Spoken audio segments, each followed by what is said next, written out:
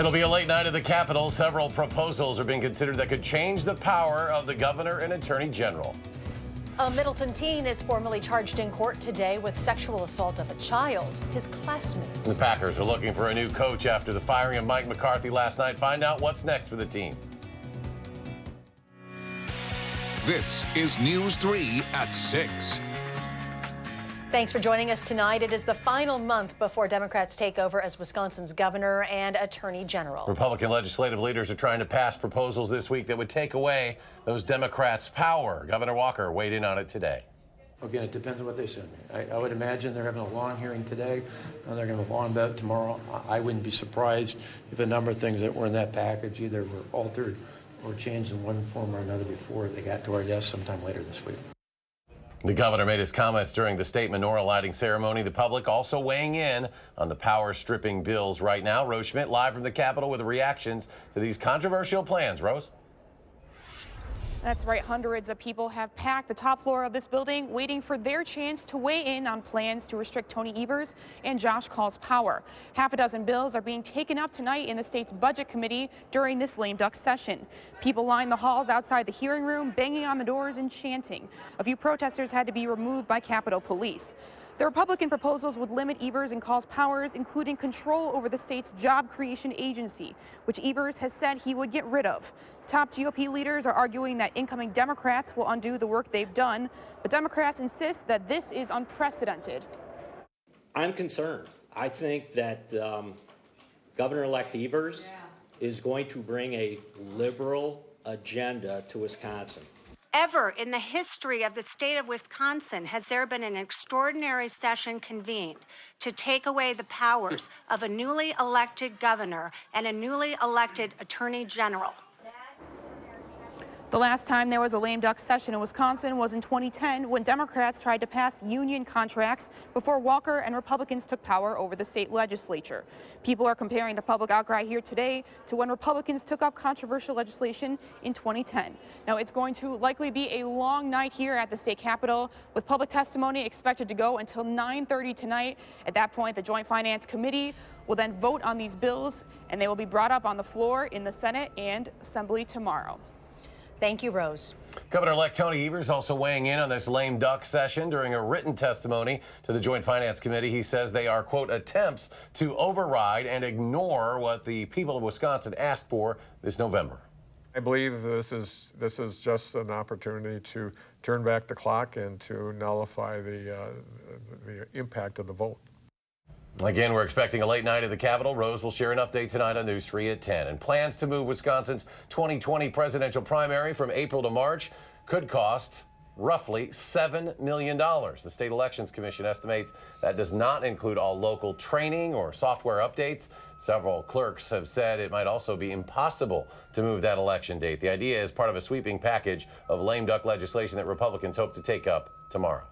We've got some cold but quiet weather this week. Here is Chief Meteorologist Gary Canalti with your first alert forecast. Hi, Gary. Hi, Charlotte. That pretty much sums it up. Not looking at much in the way of precipitation at all, but temperatures are going to stay on the cold side. Part of that is because of the cloud cover that we had today. You can see on visible cloud track, very little in the way of sunshine anywhere in the state today, and that just held down temperatures, but there's very little precipitation falling from those clouds. A few lake effect snow showers running down the length of Lake Michigan into northwestern Indiana, and some snow showers over southwestern Iowa are about the nearest areas of any significant precipitation.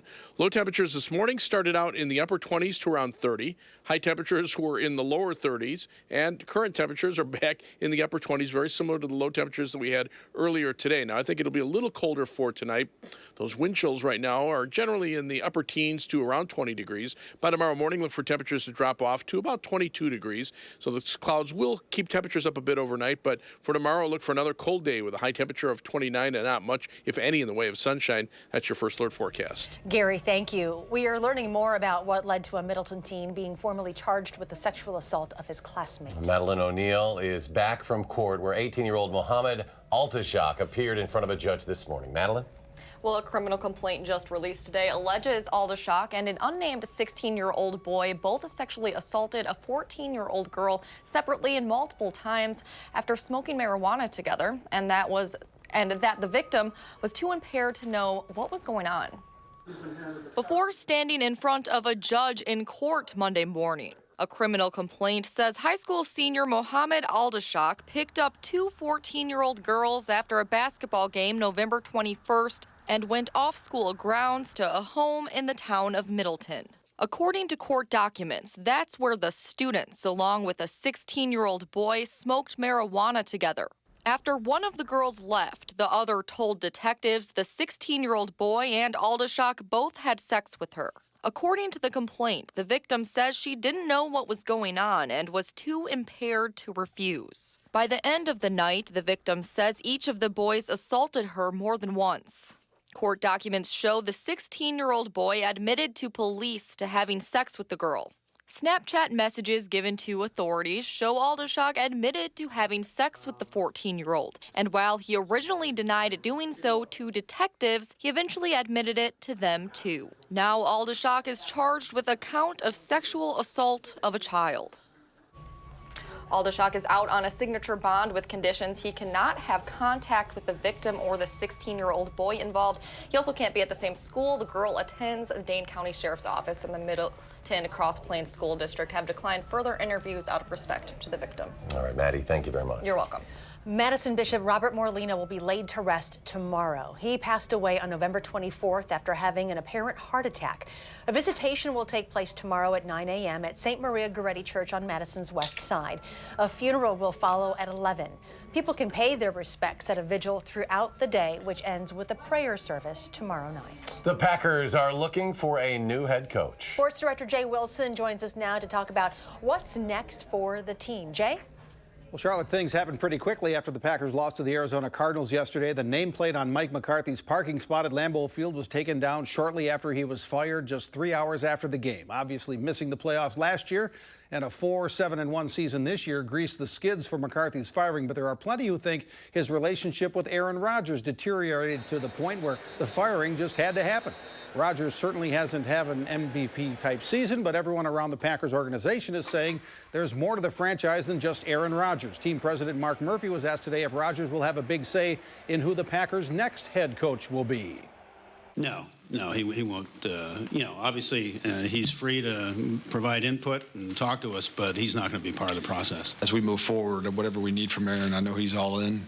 He's very committed and driven to get this thing to where it needs to be. Offensive coordinator Joe Philbin has been promoted to interim head coach for the final 4 games of this season, and we'll hear from him later in sports. Jay, thank you. McCarthy had a large impact on the community, especially right here in Madison. Amy Reed shows us one organization that is sad to see him go. Say what you will about the Packers season this year, but there's no doubting that without McCarthy's help, the American Family Children's Hospital just wouldn't be the same.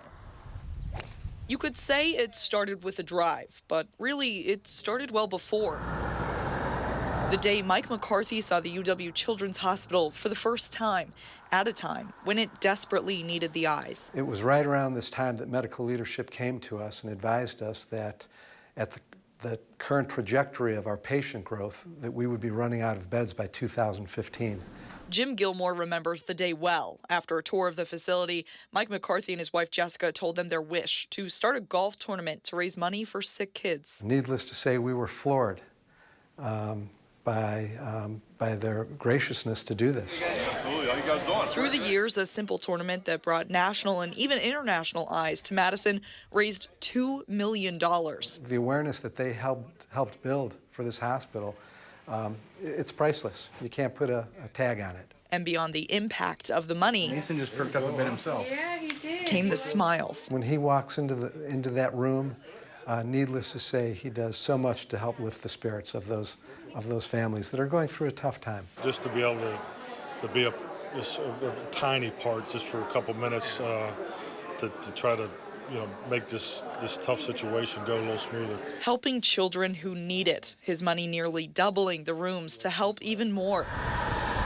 It's a legacy that goes beyond his tenure with the football team, one that leaves everyone in this hospital thankful for Coach Mike McCarthy. Coach, thank you very much to you and your entire family for everything you've done for us. We are eternally grateful. The hospital says that they are confident that the McCarthys will continue to raise money for the hospital. But even if they don't, the generosity that they've shown was enough to create lifetime Packer fans inside these hospital walls. Amy Reed, WISC News 3. The last few weeks have been really hard for a Rock County family. They're searching for justice after a loved one was involved in a deadly hit-and-run crash, and tonight they're opening up to News 3. The story next at 6.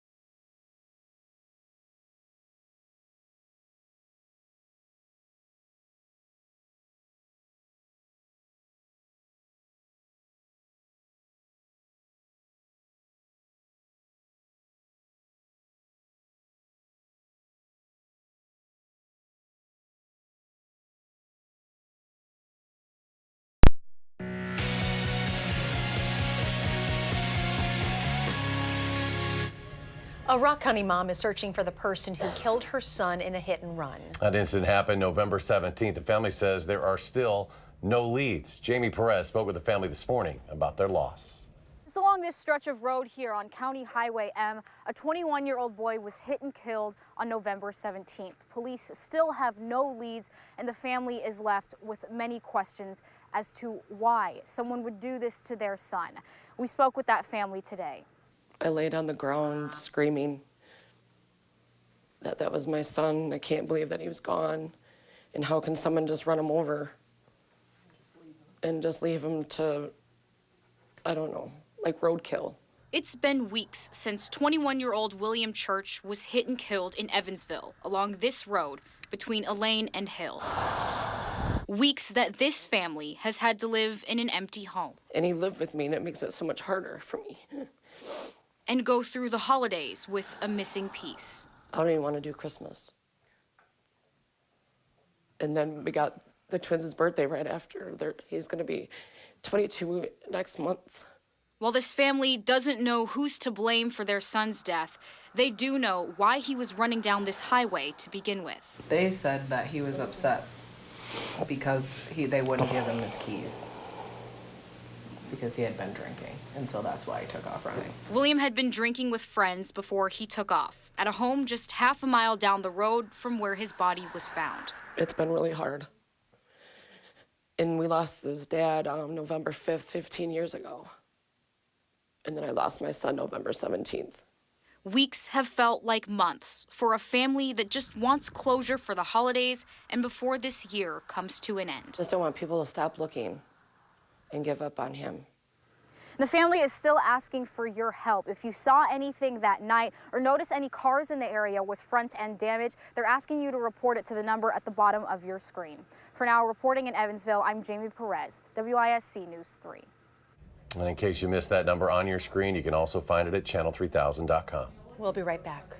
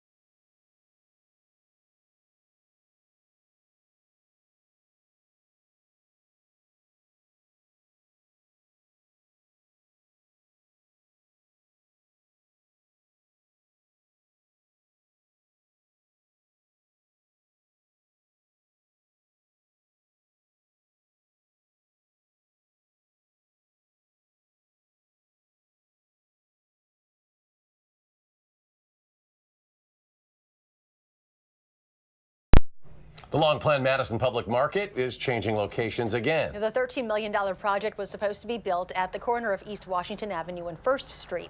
Now it'll go up in the city's Fleet Building, a block away on Johnson and 1st. City leaders say the decision was driven primarily by cost. Construction is set to begin in 2020. A popular restaurant downtown is opening a Sun Prairie location. Tipsy Cow Sun Prairie will be in the Prairie Lakes Shopping Center. The restaurant will open on December 18th. There's a growing number of scam reports targeting seniors in our area, some of them for something as mundane as a printer repair that can cost a victim more than $75,000. Whether it's by internet or by phone, Madison police are getting more and more scam reports about people robbing older residents tens of thousands of dollars. It can be hard for police to track these scammers because they can be anywhere. It makes me worried that these poor victims may end up out on the street because the dollar amounts that we're seeing there, sometimes those are entire life savings that people have lost. Only on News 3, our colleague Madeline O'Neill will be on to share more exactly what these scams are, what they're seeing, and how you can keep your money safe. She'll introduce us to one savvy woman who was fortunate enough to catch the scam before paying dearly for it. That's tonight, News 3 at 10.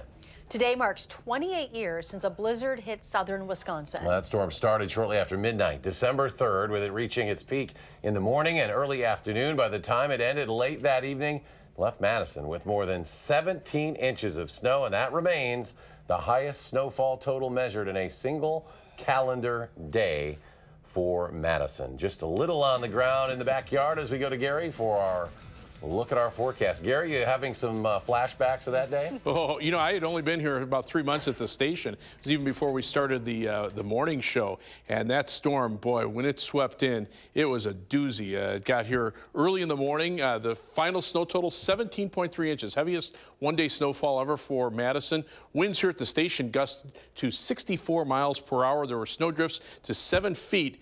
And just 1 week before the storm, there was a record high temperature of 65 degrees, so that just shows you how quickly the weather can change this time of year.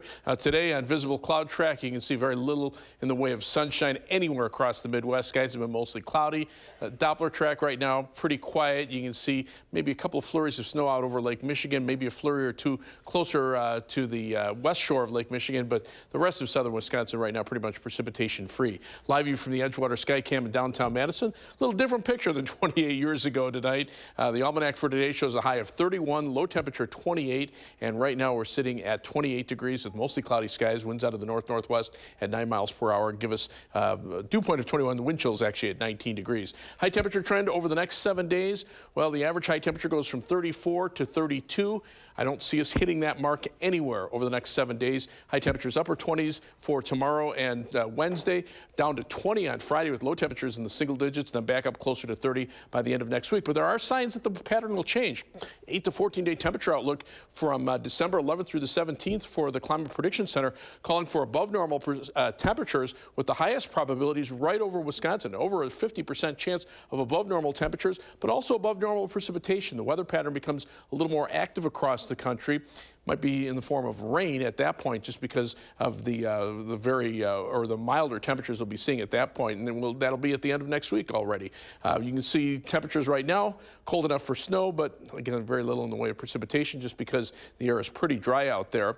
As we check out weather track, upper level winds coming in from the north, and that will keep our temperatures colder than normal at least through the end of the week. 22 for the overnight low temperature with mostly cloudy skies and cold weather. For tomorrow, high temperature at 29, mostly cloudy, continued cold. On future track, you can see those temperatures dropping off into the lower 20s tomorrow morning. High temperatures tomorrow only in the upper 20s, again with plenty of clouds. Tomorrow night, we'll probably see some breaks in the clouds overnight. That'll allow temperatures to drop into the upper teens. And then high temperatures will get back up into the middle to upper 20s, maybe around 30 in a few spots on Wednesday. But as we look at the 7 to 10-day forecast, you'll see those temperatures drop right back down at the end of the week. Maybe a few flurries on Thursday. Otherwise, mainly dry weather, but a cold end of this week, a warm up next week, and maybe some rain toward the end of next week. Mike McCarthy's not the Packers head coach anymore, and today team president Mark Murphy tells us why. We'll hear from him in sports.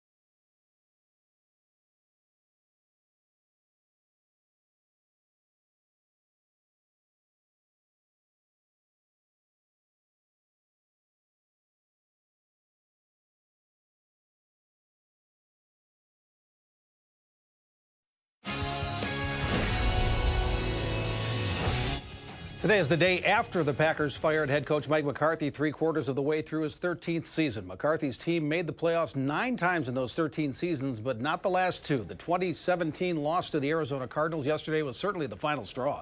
The decision to let McCarthy go yesterday was made to help McCarthy find a new job sooner and the Packers to be in the running for any candidate that might be available. Team president Mark Murphy said today he knew the time had come to move on from Mike McCarthy.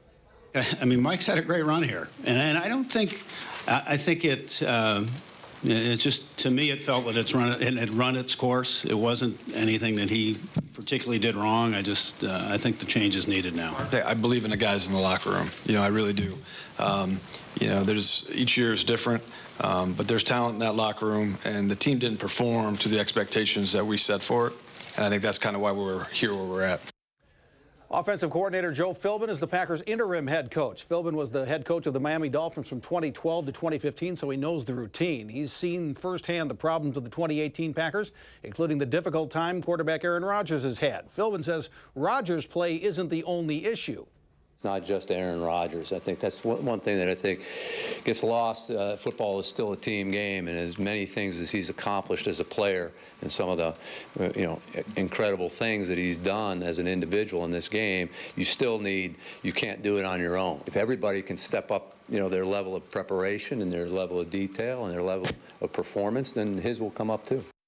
It's Monday night basketball at the Kohl Center tonight as the Wisconsin Badgers have their Big Ten home opener against Rutgers at 7. Melissa Kim joins us live at the Kohl Center. And Melissa, the Badgers 7-1, and a lot of people seem to be noticing. Yeah, hey there, Jay. The Badgers playing some pretty good basketball as of late, and because of that, they're getting some national attention now. In the latest Associated Press Top 25 poll that was released earlier today, they moved up 10 spots. They are now ranked at 12th in the country, and this is after they beat North Carolina State last week and also beating number 14 Iowa on the road in Iowa City. Now, there are a few other Big Ten teams joining them in the Top 25 poll. First of all, there's 7 of them, with 2 teams right above Wisconsin, Michigan at 4th, and Michigan State at 10. Now, Demetric Trice, he led the team against the Hawkeyes with 20 points. He's been on fire as of late from 3 as well, shooting 58% from beyond the arc through 8 games. Now, the Badgers have a little bit of a break from conference play after today. They won't play another conference game until January 3rd when they host Minnesota here at the Kohl Center. Now, a little interesting note about Rutgers. Since joining the Big Ten in 2014, they've only won 9 regular season conference games. Unfortunately for Wisconsin, 2 of those games against the Badgers, but they are coming off a loss against Michigan State that was at home. Jay? That's Melissa Kim live at the Kohl Center. Thanks. Now, this doesn't look much like a football game, but that's what it looked like in Mankato, Minnesota Saturday as the Minnesota State Mavericks played Tarleton State of Texas in the Division II quarterfinals. There was a winter storm warning and eventually 8 inches of snow fell on Mankato. But the Mavericks advanced to the semifinals with a 13-10 win. How in the world do you do that? I'm sure those guys from Texas love playing football in that weather. It's hard to find lines in snow like that. Around here, it was just quiet, and it'll stay quiet but cold with temperatures only in the 20s for the rest of the week. Thanks for joining us for News 3 at 6. Enjoy your evening, and we'll see you back here at 10.